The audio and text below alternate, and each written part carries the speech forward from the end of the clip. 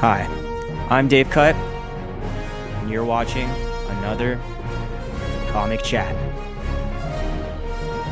What's up, guys?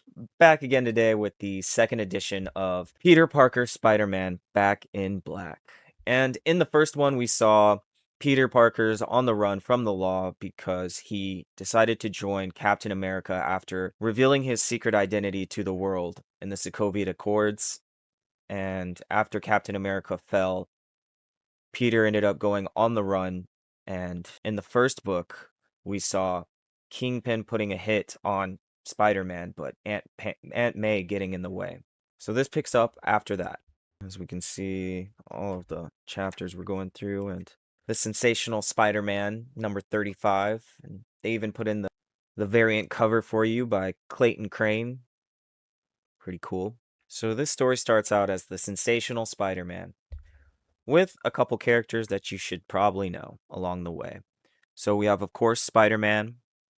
We have Calvin Zabo slash Mr. Hyde. If you don't know who he is, he's kind of like Dr. Jekyll, Mr. Hyde, where he takes a formula and he gains enormous strength. We also have Kirk Connors, who also takes a formula and turns into a giant lizard. We have Reed Richards, of course, from the Fantastic Four, as well as Aunt May.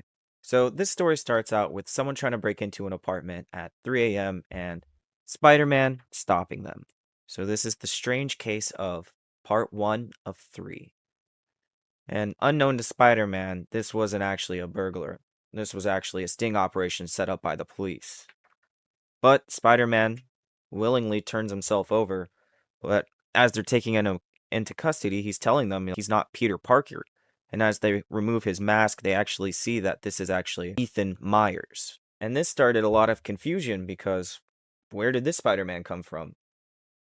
But after the detectives sit down and actually talk to him, they don't really find out much because he was just walking down the street when a car pulled up and asked if he wanted to be a hero. And when he got in the car, he was knocked out and woke up in a strange room where he talked to no one. But after eating the food and after a couple of days, he started noticing that he was adapting powers.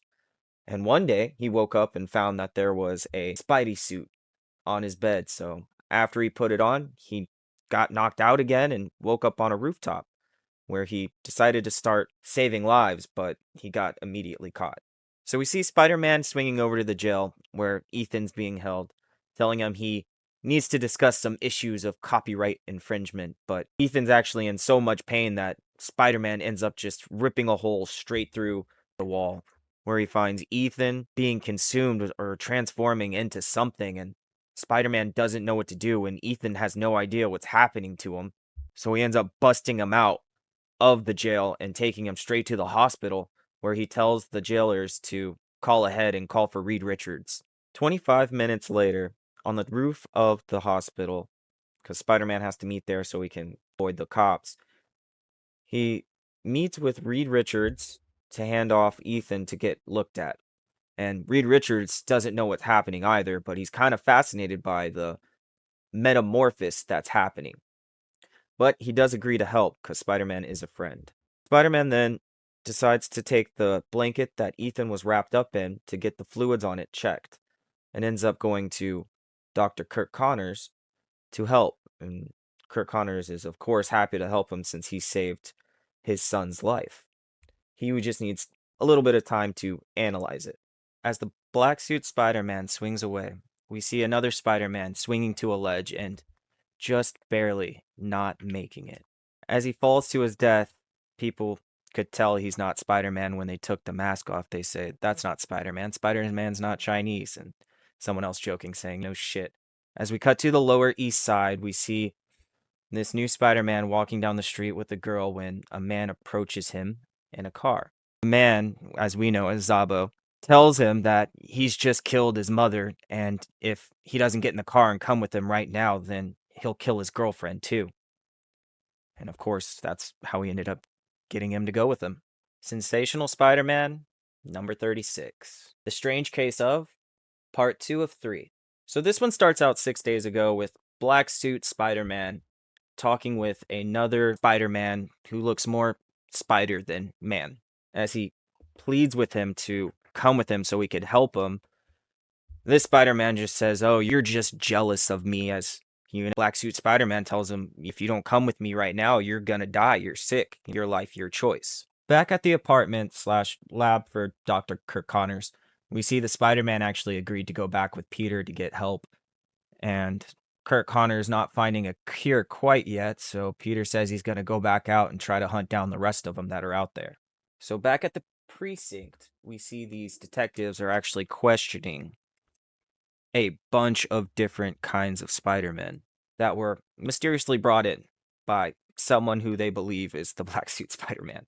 As they bring in Kirk Connors and letting him know that he's there to help them, he tells them that they're running out of time and that eventually that they will be more spider than human.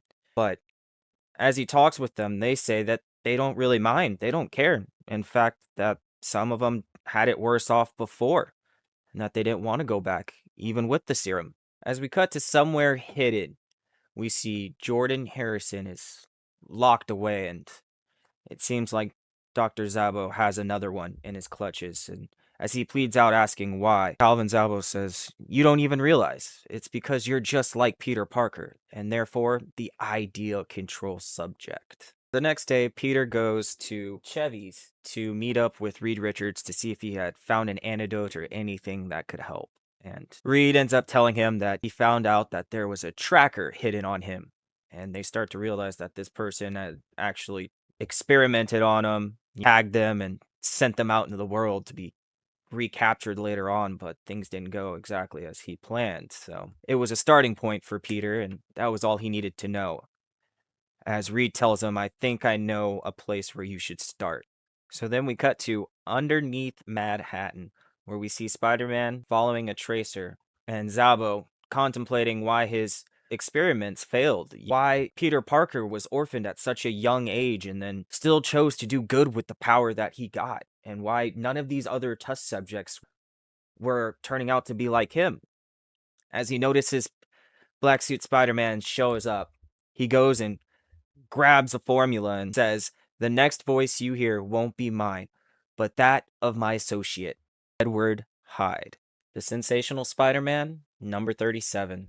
And this starts out with Zabo going through his transformation into Mr. Hyde before setting out to face Black Suit Spider-Man.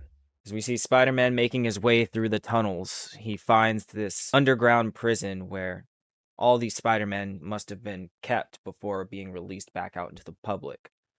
And him actually finding one more person, Jordan, who was left behind and still trapped there.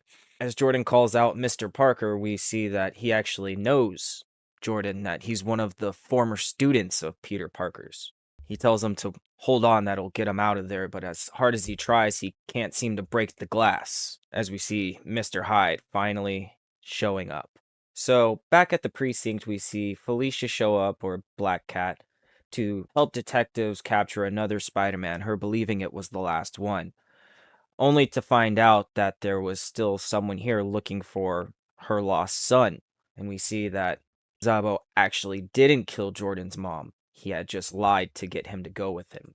As we go back to the imminent fight at hand, we see Mr. Hyde charge at Spider-Man as Spider-Man quickly dodges and Mr. Hyde crashes into the glass. Spider-Man pleads with him, telling him he doesn't have to do this, but Mr. Hyde, not listening, crashes into Spider-Man and pushes him through a wall. Spider-Man hits him with an oldie but a goldie and webs up a steam pipe and breaks it over Mr. Hyde's head. Now, Jordan notices that the glass is finally cracked and figures if he applies enough pressure to the right point, he can break it, and that's exactly what he does. As we see Spider-Man continue to fight Mr. Hyde's telling Spider-Man that he did this to dissect your psyche, and he wanted to see what really drives men like you. We see Jordan escaping into a room and finding chemicals that he say are dangerous. As the battle continues between Spider-Man and Mr. Hyde, he slams Spider-Man into the wall.